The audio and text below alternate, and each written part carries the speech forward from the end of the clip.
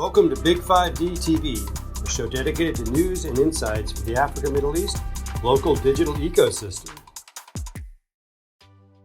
Today's guest on Big 5D TV is Herman Singh, CEO of Future Advisory.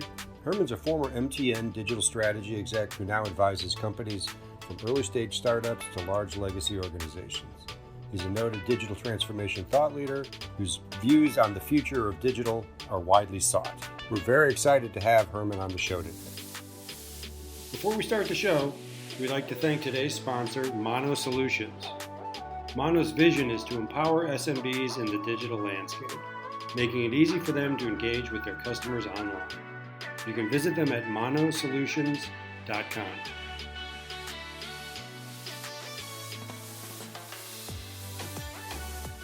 And depending on who I'm talking to, I'll actually be dispensing different advice. So the legacy firm is typically a firm that's asset and employee rich, and the startups have exactly the opposite.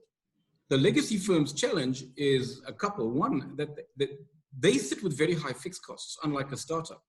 So their big challenge is making sure they preserve cash, and they've lost a huge amount of revenue now suddenly. So their big challenge is, how do I downsize? How do I keep the right talent? And how do I strategically pivot, bearing in mind that you're trying to teach an elephant to dance, and it's sudden, right? You're trying to do it very suddenly. This thing it's not in its DNA. It's never done it before, and suddenly it's having to pivot very, very quickly. The conversations that we tend to have with smaller companies is quite different. So instead of a large company where you're talking about threats, the smaller company often will be talking about opportunities. So the one tends to be risk minimization, and the other is opportunity maximization. The small company's issue sometimes might be cash, but often isn't, doesn't have huge staff. And really the question is, how quickly can they go out there, find the opportunities, and actually launch new solutions for the opportunities that are emerging? And there are many opportunities that are emerging. It's important to recognize that amazing changes happen during crises, just in general, right? If you look at world wars, there's amazing progress in solutions, but more importantly is what happens to consumers. Because consumers go through two things in a recession. The first is they have a massive flight to value. And the second thing that happens is they have a willingness to change behavior. A willingness that normally isn't there in good times. They're prepared to suddenly countenance doing things they would never have countenance in good times. Which is why one of the big opportunities that comes up is the fact that consumers suddenly are less brand loyal than they were previously. So the one barrier to entry to a startup is, well, I can't come up against the brand of the big company. And all of a sudden, in a recession, people are saying, well, it doesn't matter, it's a small company, but they're half the price. We're going to have to consider this. So suddenly, consumers take more risk, number one. Number two, they also have a flight to value, which means everyone's downsizing. They're looking at cheaper solutions. And so some of the opportunities really are, one, we can't have face-to-face anything anymore. So the question is, let's look at where face-to-face happens. And face-to-face is heavily embedded in the service industry, the service sector. So, and if you go and look at the people who are dying, by the way, around the world, you'll see there's a very high prominence of service sectors of people who are dying. It's logistic workers, it's frontline retail, it's shelf stackers, it's hospitals, cleaners, etc. They're the guys that are taking the brunt of this. And so the opportunity is, how can you reimagine all of those jobs, right? That's the one massive opportunity. And the other opportunity is obviously helping people manage the work from home. Now, I don't know if you've heard the expression work, but work, W-I-R-K, is work, right, where you're working on the internet. Now, that expression work is basically urban jargon. Well, I think work is about to become the biggest thing out there. So all of a sudden, what you're trying to do is to figure out, how can I take up jobs and parcel them and distribute them cheaply? And the other thing is, a lot of companies are saying, I don't need full-time staff. How can I get part-time staff? The airline industry is gone. The hotel industry is toast. The shipping industry is gone. What can we do with all those assets? Because, what's just happened is I refer to this as a neutron bomb event. The neutron bomb was an invention. It's basically a tactical nuclear warhead. You can detonate this thing over a battlefield. And what happens is it doesn't have a big shockwave, and it doesn't have a big blast. And so it doesn't damage infrastructure, but it kills everyone. So what happens is if you detonate this thing over your enemy's tank battalion, everybody dies. You jump into their tanks, turn them around and drive them back. It's a pretty cool kind of weapon, right? Well, that's just what's happened in the world. All of a sudden, you've got all these assets that are still there, but there's nobody left. All of a sudden, you've got these dozens of industries that are extremely asset rich, cash poor, employee poor. Well, what are we going to do with those assets? And I mean, I could go on, right? But there's huge opportunities that arise from this. The fact that we're less brand loyal, a flight to value, etc. A couple of things are going to happen. Firstly, a whole bunch of airlines are going to go bust, right? Yeah. And a whole bunch of hotels are going to go bust because literally, they literally run out of cash. They're going to be refinanced. It's going to wipe out all the original shareholders. And in many cases, you're not going to get new shareholders. Why? Because what's the point in refinancing an airline or a hotel when no one's traveling? Now, why is nobody traveling? Well, firstly, no one's going to travel for 18 months until there's a vaccine. And even if the vaccine is available, the manufacturing capacity of the world is not big enough to vaccinate everybody in 1 month. And so what happens? So what people don't get is it's like kind of 2 years before it's available. It's maybe another 2 years before you get yours. So you could have 4 years. I've been looking at some of the big investment companies. Many of them are saying this is the 4-year wait. We really need to understand it's a 4-year recovery cycle. So why would anybody recapitalize an airline tomorrow or a hotel tomorrow, knowing that there's no one traveling for 4 years? So what's likely to happen is there's going to be a massive merger of airlines. My sense is you're going to have half the airlines that you've got today. There's just too much capacity, and you're going to have to take some of that capacity out. But what are you going to do with the planes that are now sidelined? Well, clearly, cargo is going to be big. So things that were previously on ships are going to end up on planes. Already planes have gone to their governments and said, can I please get my rules changed so I can put cargo onto passenger seats, right? So things like PPE that's being transported. So my sense is this is quantum and it's industry changing. So I'm expecting airlines to be half the size. I'm expecting, hotels have to redesign what they want to be, right? Because people just can't be in a single closed volume again. And so what should really be happening is roadhouses where people stop in and buy food and eat in their cars, and drive-in theaters should become the big thing, right? The 1980s have to come back. For a long time now, Charles, work wasn't a place you went to, it was a thing that you did. Yeah. Right? And so you have to think that work changed a long time ago from being a noun to being a verb. And many of us never realized this was happening, right? The real reason we go into the office is two things. One is control. And so managers have felt uncomfortable with having staff working somewhere else. We're not sure if you're really working. And the second thing is collaboration. And so control is more important for transactional work. So if it's how many invoices did you process, how many keystrokes did you hit, how many calls did you service? Well, we can actually control that remotely now. So how do you track knowledge work? How do you track creative work? And really importantly, how do you create collaboration when people are not physically in the same room?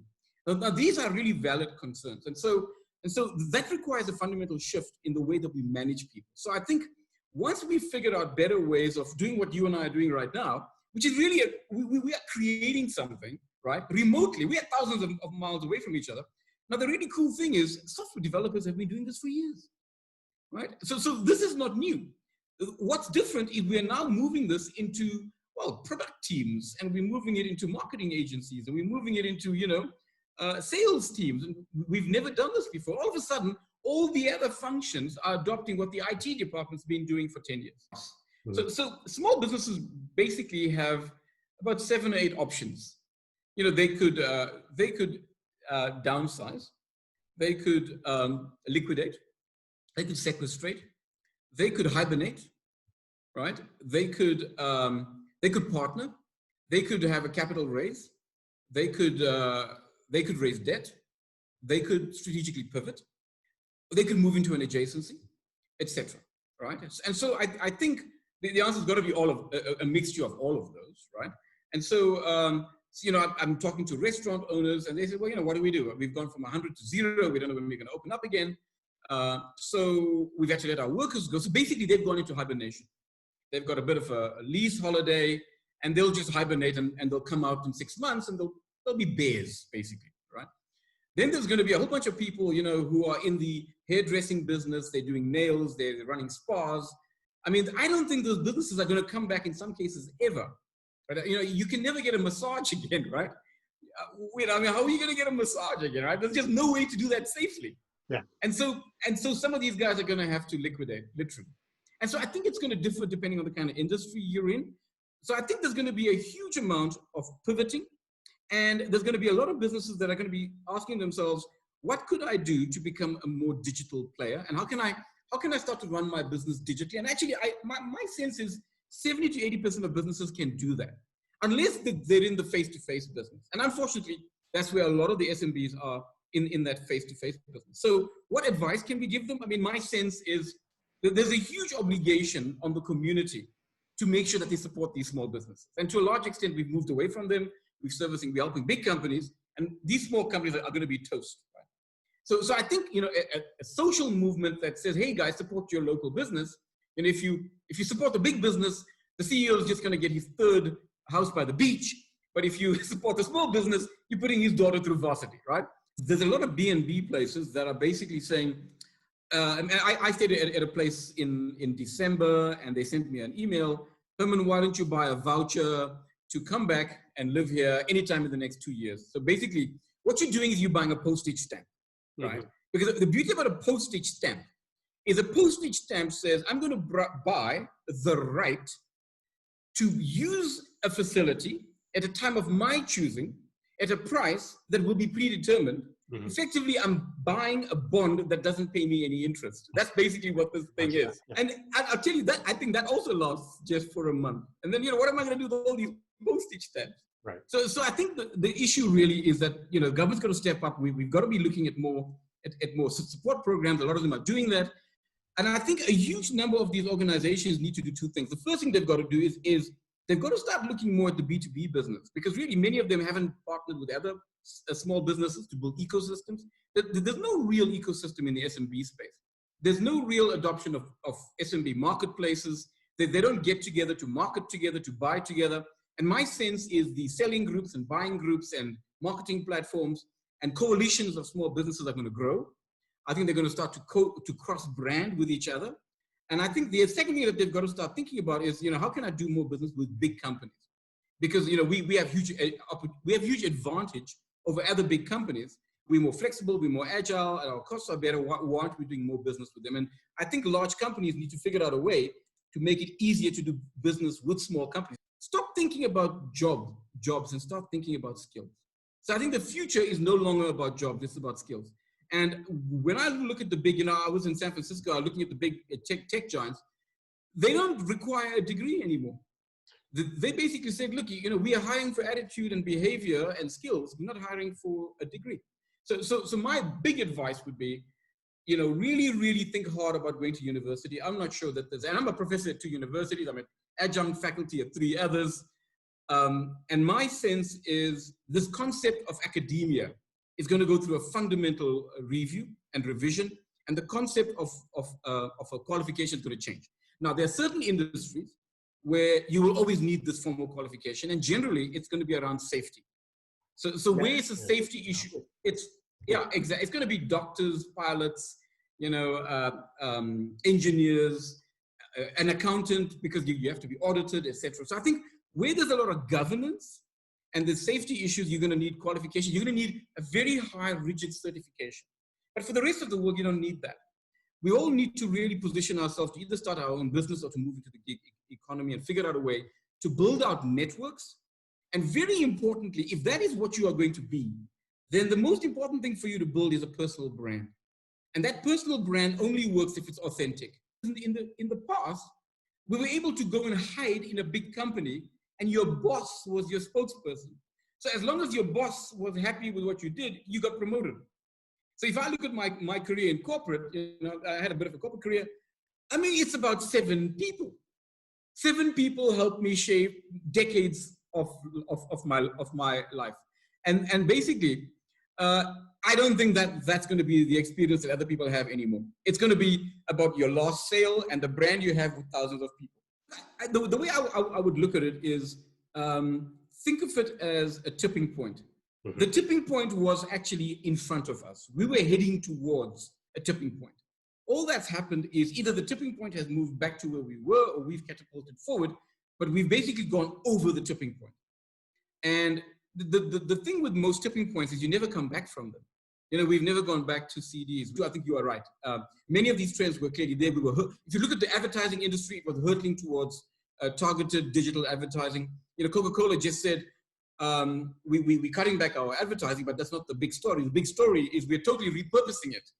And we're moving away from kind of, you know, broad-based advertising on radio, TV, billboards, and you know, broadsheets. We are now moving primarily towards digital. Well, that just happened overnight. And I've been trying to sell digital advertising to Coca-Cola, Unilever, Procter & Gamble for years. In a month, they just made the call. That's astonishing. And so I think the tipping points come, and once they see the return on marketing investment, and this is the key point, once they see the economic benefit of switching, they're not going back, because the argument to go back is climbing uphill. Yeah. You know, I sit on boards, I'm giving advice, and so I live in a world where my advice to people is, hey guys, you should be taking over your competitors now, because you're never going to get assets this cheap. You should be investing now.